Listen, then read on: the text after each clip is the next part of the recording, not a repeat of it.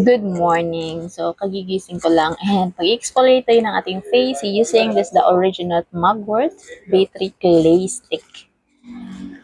So, nagustuhan ko talaga ito because super mild lang siya against sa face, sa skin. Tapos, wala siyang hapdi feeling. And yun, meron siyang niacinamide, meron itong um, salicylic acid and also the mugwort na makakatulong sa ating mga acne.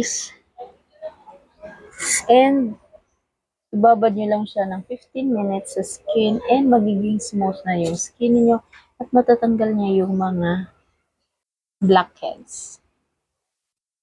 Yan lang. Siyempre yung ating ilong because dyan nagtatago yung mga blackheads, whiteheads. Ayan. So, antayin lang natin guys 15 minutes before natin siya banlawan. Ayan, bye!